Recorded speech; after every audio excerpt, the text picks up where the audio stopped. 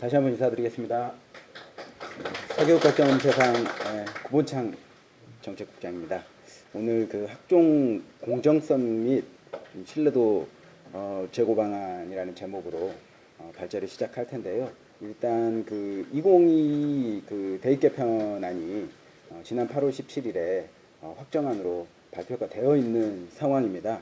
그렇기 때문에 일단은 정부의 학종 개선안에 대해서는 지금 발표가 나와 있는 것인데 이 부분에 대한 그 실효성이 좀 검증이 필요하고, 실효성이 만약에 확보가 되지 않는다라면 공정성과 신뢰성을 제고하는 방안으로 새로운 대안이 필요한 상황이다. 이런 그 부분으로 좀 발제를 진행하도록 하겠습니다. 일단은 순서를 이렇게 좀 잡았습니다. 먼저 좀 학종 개선의 좀 배경이나 취지에 대해서 설명을 좀 드리고, 그리고 학종이 가지고 있는 문제점은 무엇이며 개선 방향은 어떤 방향으로 잡아야 될 것인지에 대해서 말씀을 드리고요. 또 앞서 말씀드린 것처럼 교육부가 발표한 학종 개선 방안이 실효성 여부에 대해서 좀 말씀을 드리고요. 또 최종적으로는 학종 개선안에 대해서 아래에 있는 세 가지 방향으로 좀 말씀을 드리겠습니다.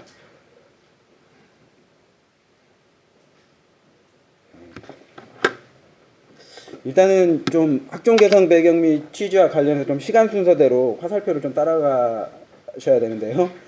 좀 그 주제별로 좀 정리를 해봤습니다.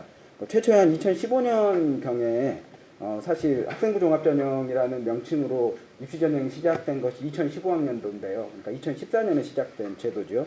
그래서 2015년 하반기 정도에 그 학생부로 뽑으면 그 학교 생활을 충실하게 한 학생들에게 유리할 것으로 여겨졌는데, 이것이 어떤 경제적 부분에 의해서 불합격이 결정된다. 그래서 학생부의 좀 배신이다. 이런 차원의 좀 기사들이 그 언론을 통해서 제기가 되면서 좀 학생부의 불공정성 문제들이 좀 제기가 되었습니다. 그래서 저희가 이제 국회의원실과 2만 5천 명을 대상으로 설문조사를 해서 좀 학종의 문제점이 있는지, 있다면 무엇인지에 대해서 좀 살펴본 결과 그 준비 부담이 있고 좀 불공정적 요소가 있는 것을 좀 확인을 했습니다. 그래서 박근혜 정부에 개선을 요구를 했더니 그것은 오해다라고 박근혜 정부에서 일관을 했고, 개선 방안에 대해서 하나도 내놓지 않았습니다. 그리고 이제 2015 개정교육과정이 올해 그 고등학교에 도입이 되었는데요. 문제는 2015 개정교육과정이 올해 도입이 되게 되면 바뀐 개정교육과정에 따라서 수능과 대학 입시 제도가 확정이 돼야 되는 상황이기 때문에, 또 대학 입시는 3년 전에 예고하도록 되어 있기 때문에 그 3년 전인 이 무렵에 그 수능 개편안이라든지 대입 제도에 대해서 발표를 해야 되는 그런 상황이 되었습니다. 그래서 원래는 이제 작년 8월에 수능 개편안과 또 대입 제도에 대해서 정부가 발표를 했었어야 되는데 2015 개정교육과정은 크게 좀 세 가지를 담고 있습니다. 수능 과목 중심의 지시감기 수업과 평가가 고교에 자리 잡고 있는 이 상황이 고교의 교육과정을 황폐화하기 때문에 이런 문제를 해결해야 된다는 배경과 취지에서 출발을 했고요. 학교의 지시감기 중심의 수업과 평가를 학생 참여 중심으로,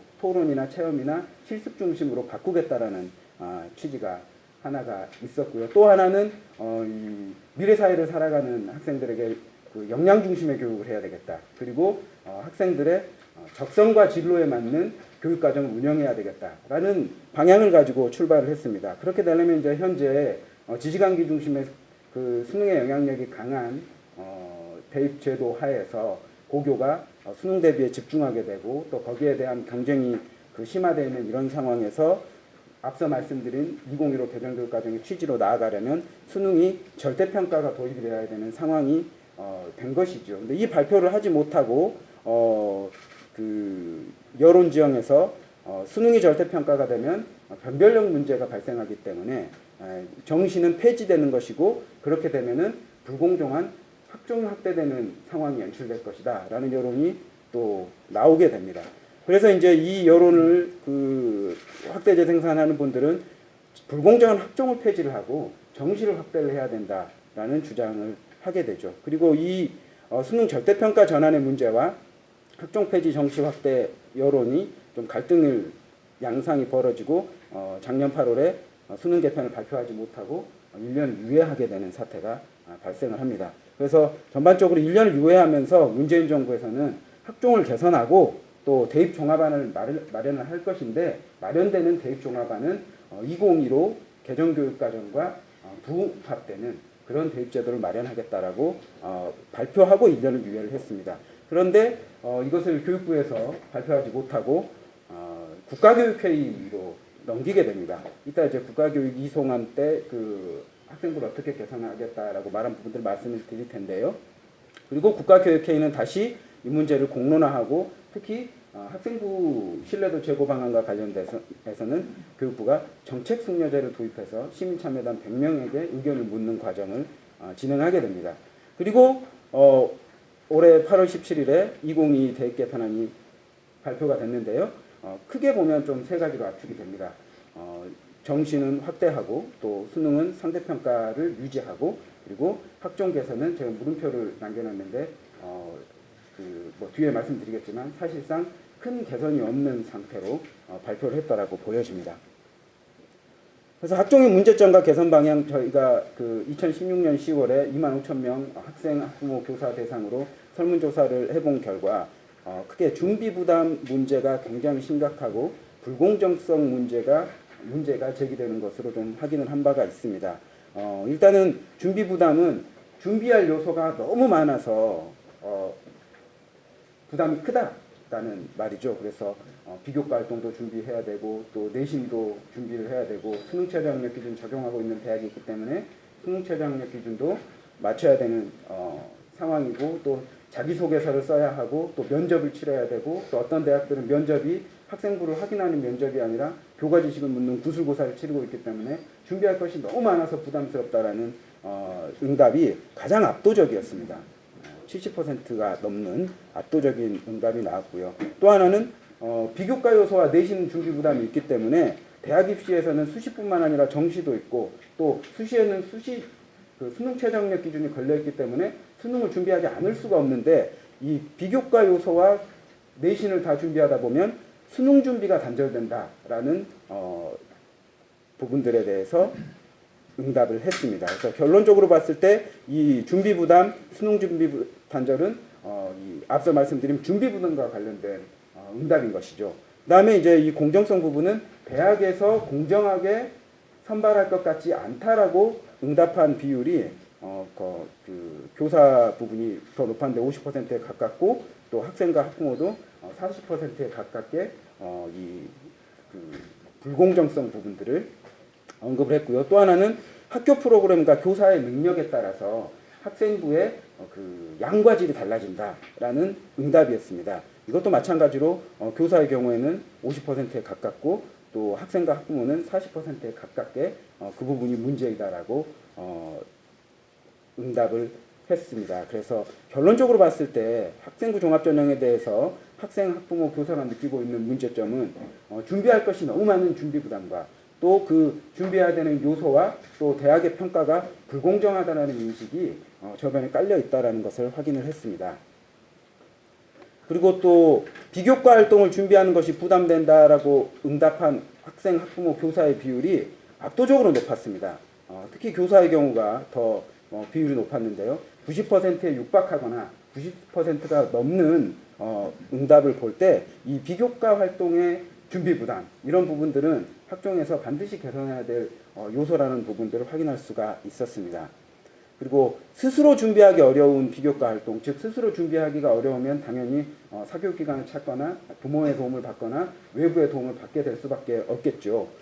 이 요소들에 대해서 그 교과 교내대, 또 비교과 교내대, 통칭 교내대라고 보시면 될 것 같습니다. 교내대라는 응답이 높았고, 또 가장 높은 것은 소논문 및 R&E, 고교생이 그 좀 짧은 논문을 쓰는 그런 부분들이죠. 그리고 또 각종 인증시험, 이런 부분들이 혼자 준비할 수 없는 요소들이다라고 응답을 했습니다. 그래서 전반적으로 봤을 때 학종의 개선 방향은 앞서 말씀드린 준비 부담과 또 불공정한 부분들을 개선하는 방향으로 진행이 돼야 될 텐데, 네 가지 방향성을 가지고 개선이 되어야 된다라고 보여집니다. 그래서 먼저는 비교과 요소를 대폭 축소하는 방향이 진행이 돼야 될 것이고요. 또 하나는 비교과 요소가 대폭 축소되면 무엇을 가지고 대학이 전형 자료를 활용할 것이냐, 남는 것은 교과밖에 없습니다. 뒤에 현재 그 교과의 학생부 기록에 대해서 짧게 말씀드리겠지만 지금 교과는 굉장히 불친절하다. 그리고 교과에 나타나는 학생의 정보, 즉 교과의 역량이 굉장히 없다시피 할 정도로 미흡하다라는 부분들이 있기 때문에 교과 혁신이 되어지고 또 이 부분이 학생부에 기록되는 이런 부분들의 개선이 필요한 상황입니다. 또 하나는 앞서 말씀드렸듯이 전형 취지에 맞지 않는 요소가 삭제될 필요가 있습니다. 예컨대 그 학생부 종합전형의 취지에 맞으려면 그 교과 지식을 묻는 구술고사를 면접으로 진행한다라든지 혹은 수능 최저학력 기준을 매우 높게 건다든지 아니면 건다라든지 이런 부분들, 지금 수능 최저학력 기준 같은 경우에는 사실상 소위 말하는 최상위권 대학 외에 나머지 대학들은 걸고 있지 않는 상황이기 때문에 최저학력 기준을 걸지 않아도 전형을 치를 수 있다라는 도식이 성립하는데도 수험생 학생들에게 이런 부담을 가중시키고 있다라는 부분들은 재고의 여지가 있다라고 보여집니다. 또 하나는 대학의 선발 그리고 또 학생부가 기록되는 이런 과정의 공정성 담보 부분들이 개선 방향으로 필요하다고 보여집니다. 그래서 이런 부분과 관련해서 교육부도 그 2018년 4월에 국가교육회의의 대학 입시 제도를 이렇게 결정해달라고 이송안에 안에서 세 가지 방향성을 제시를 했습니다. 학생부 기재를 개선해야 되는데 정규교육과정 중심으로. 정규교육과정 중심으로 개선한다라는 말은 무엇이겠습니까? 정규교육과정의 핵심은 사실상 정규 수업인데 이 정규 수업의 내용이 반영되도록 개선해야 되겠다. 그럼 앞서 말씀드렸듯이 정규 수업의 내용이 학생부에 반영이 되려면 교과를 기록할 수 있는 기록 양식의 개선이 또 동반이 돼야 되는 문제들이 있습니다.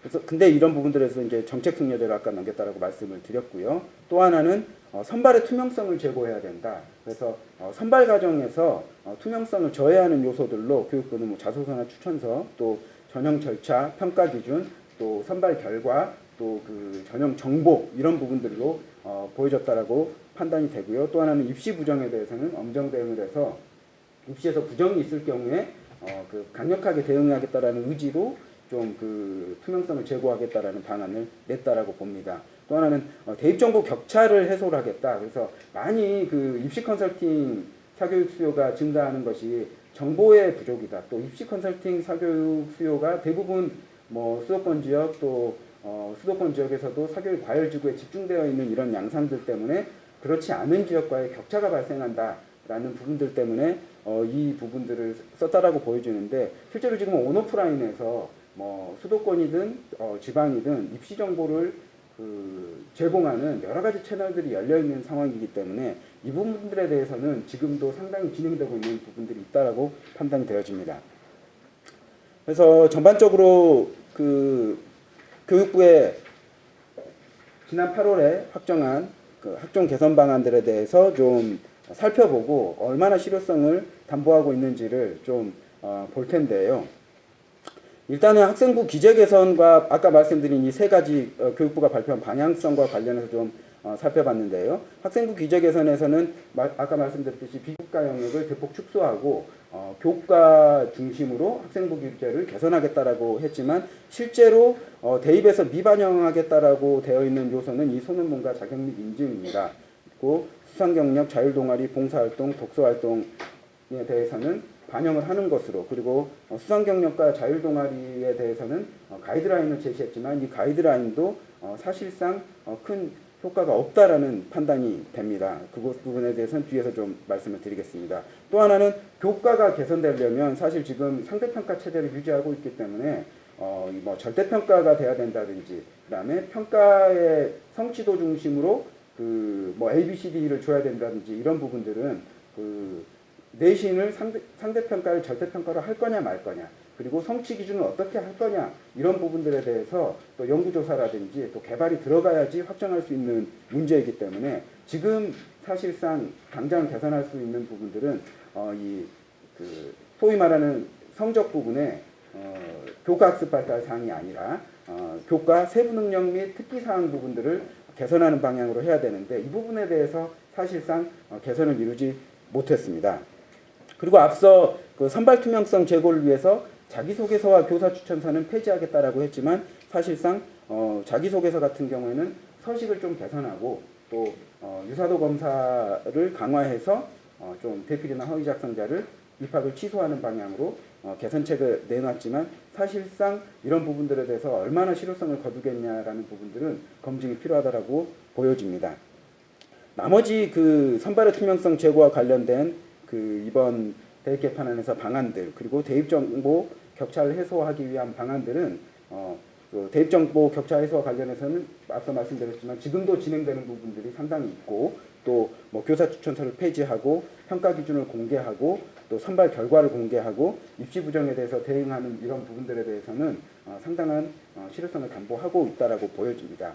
그런데 문제는 학생부의 학종의 전형 요소가 되어지는 학생부 기재 개선과 관련된 부분들에 대해서 개선이 굉장히 미흡하기 때문에 이 부분들에 대한 대학 입시의 전형 자료가 개선되지 않고 공정성을 논한다라는 것에 대해서 상당한 결함을 가지고 있다라고 판단이 됩니다.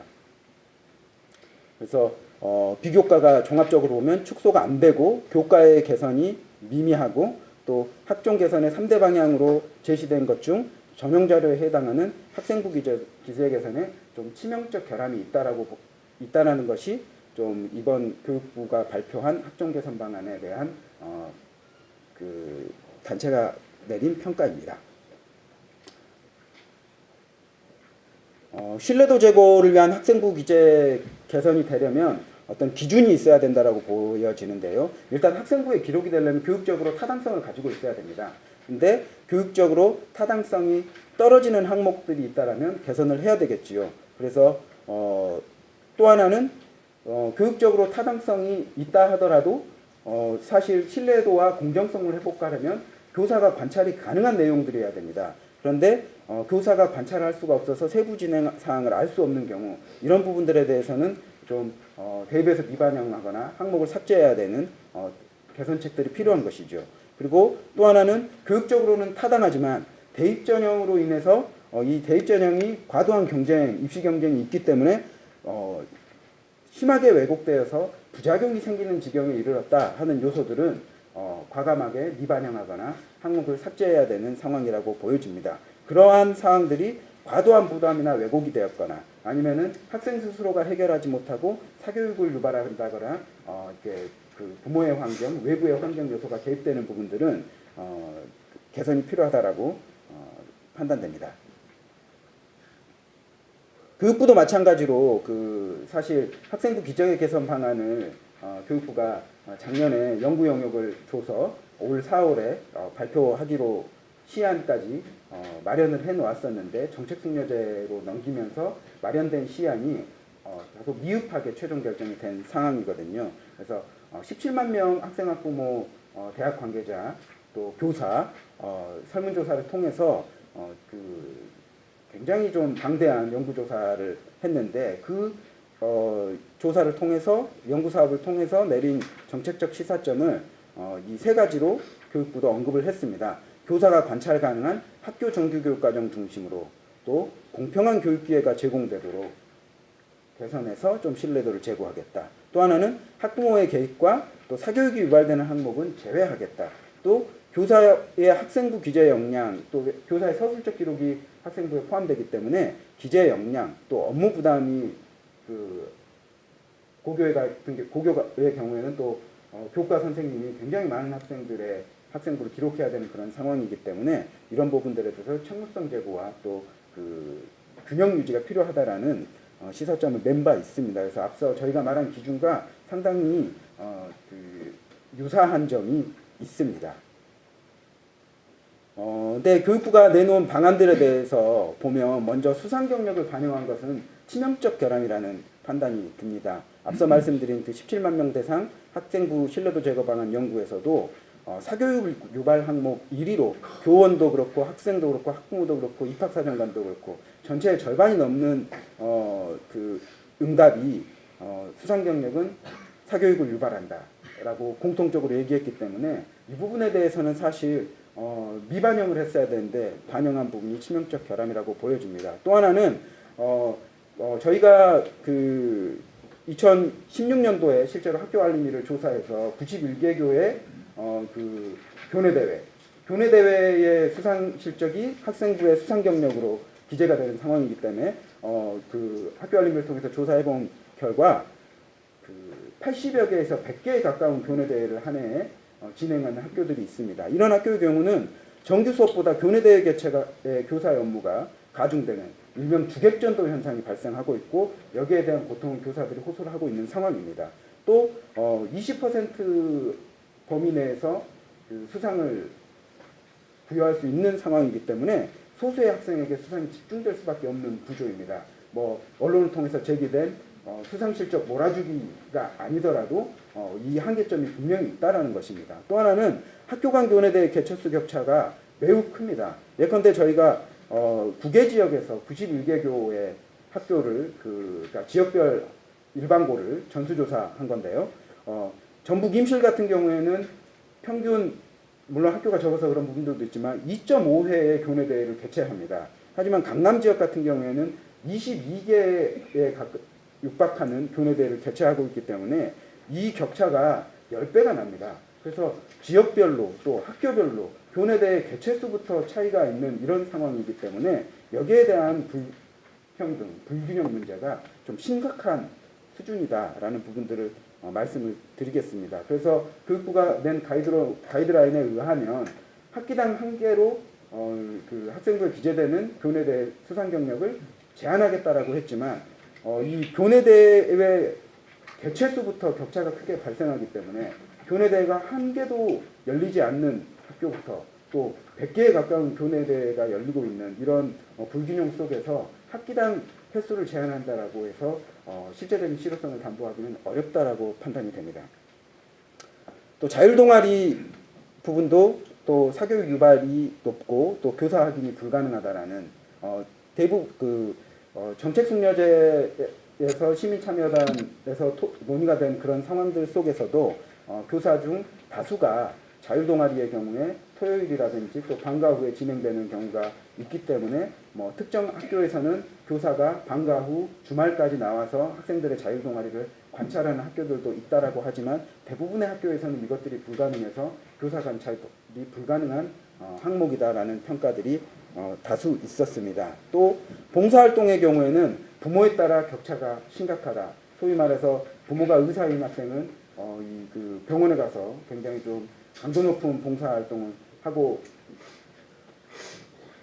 왔다면 또 부모의 배경이 거의 드러나지 않는 이런 학생들의 경우에는 학교에서 실시하는 학교의 봉사활동은 되게 그 환경미화에 집중되어 있거든요. 그래서 학교 주변에 쓰레기 줍는 이런 정도의 봉사활동으로 그치는 상황이기 때문에 이 격차의 편차가 교육적으로 타당한 봉사활동이지만 매우 심각하다. 그래서 실제로 그 경기교육연구소에서 교사 163명에게 물어봤는데 가정 배경이 개인 봉사활동에 반영되냐라는 질문에 60%에 육박하는 교사가 반영이 된다라고 말했기 때문에 이 봉사활동이 교육적으로 순수한 목적이 있다 할지라도 부모의 배경에 따라서 내용의 질과 양이 달라진다라면 이 부분들은